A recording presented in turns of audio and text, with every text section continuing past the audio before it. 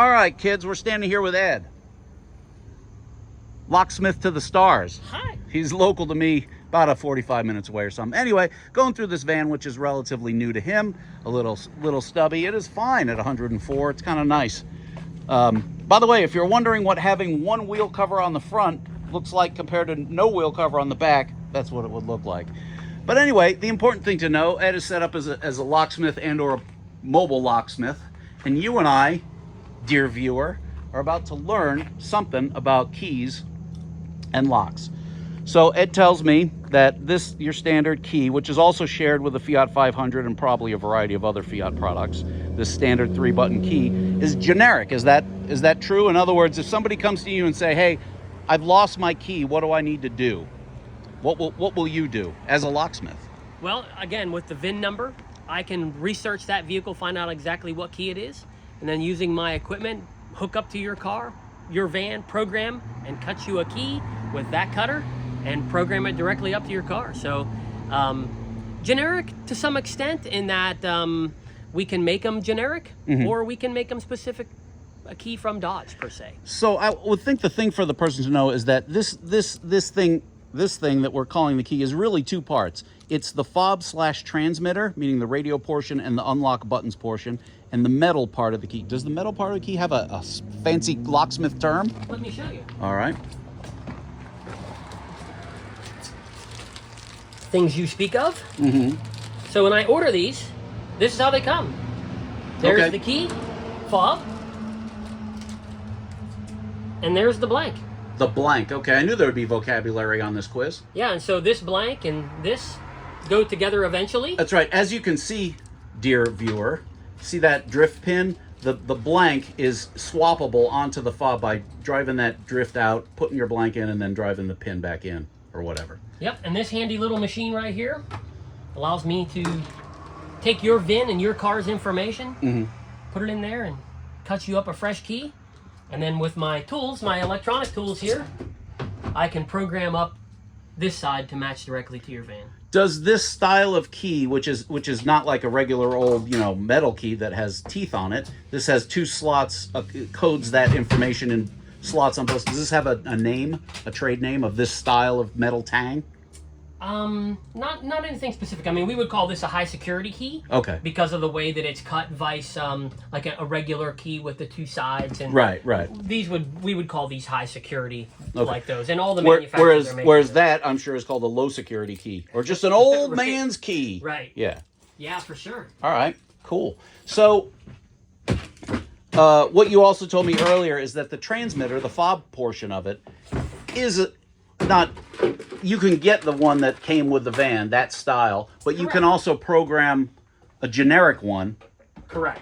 Which I could see being valuable because as your van ages, this little metal loop will often break, and then there's no way to secure the key to a key ring. So I could see that as actually being an issue. Yeah, so Autel makes these wonderful little fobs. All right. And if you're in a situation where you have a car that uses the fobs alone, I can use this.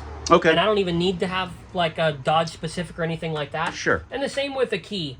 I can get this, an Autel with this in it. That's a generic that I can make to plug right into your van. As long as you're not like, I need it to look just like this. Gotcha. I can make a generic at half the price, a tenth of the price. What does, and you're going to have to take a guesstimate for average markets, and I'm sure it's more expensive in Hawaii and less expensive in Alabama, like anything.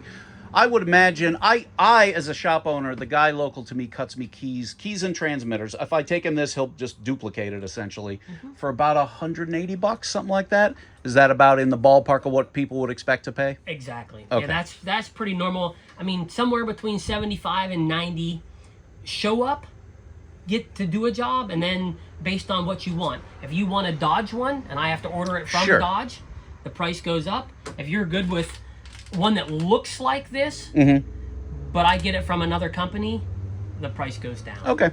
So much more affordable than the dealer, which he will separate you for $300 just for getting you a cup of coffee in his waiting room. For sure.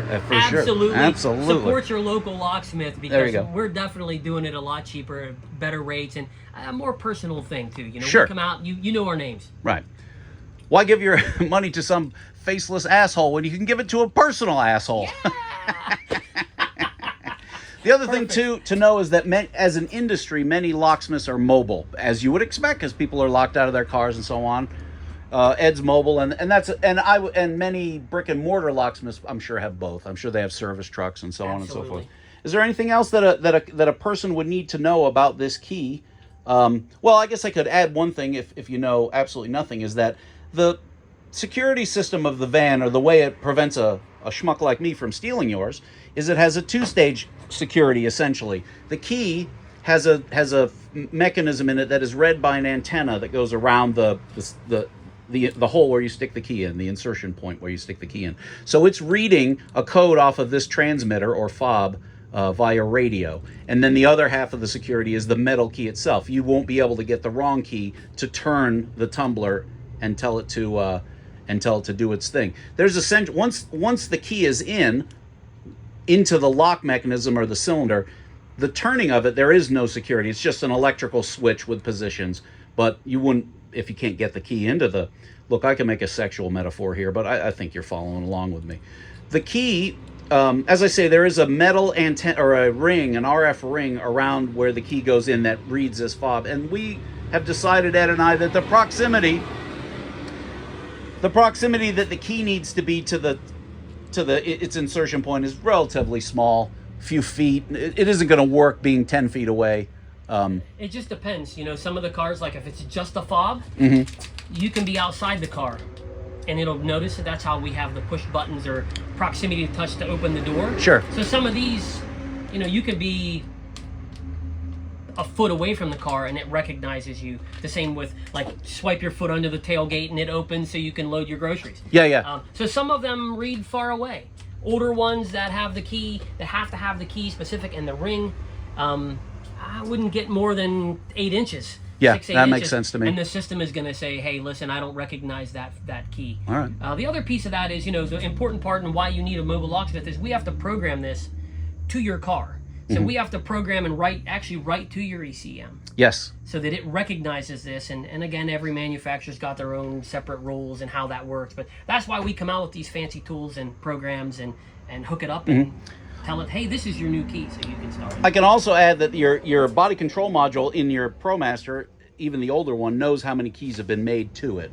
It has a tally, and I think it gets pissy if more than 5 are made. I could be wrong about that, but I'm not for sure specific to this vehicle, but all of them specific. Like Chevys and Fords have to have 2. You can't just have 1. You have to write 2. So if you're going to write, there's all kinds of little rules specific to each manufacturer, for sure. I guess too, it had never occurred to me until this moment, but the 22 and up Promasters that don't have a metal key, it's just a transmitter, they have push button start, is even easier to dupe the key because you don't have to mess around with things that cut metal and metal shavings and cutting your fingers and all that. Exactly. Right. Exactly. Cool. And literally this little tool right here,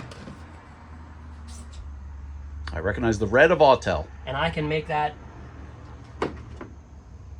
I can make it happen. Yep, cool. All right. Well, kids, we've learned a lot. I've learned a lot. I hope you've learned a lot. We all learned a lot. That's cool. I love this little van. This is excellent. And it's in very, very good shape. It's a 2018, and it passes everything with flying colors, except these Firestone Transforce tires on the front. I'm not a big fan of those, but that's a different story for a different day. All right. Love you. Goodbye.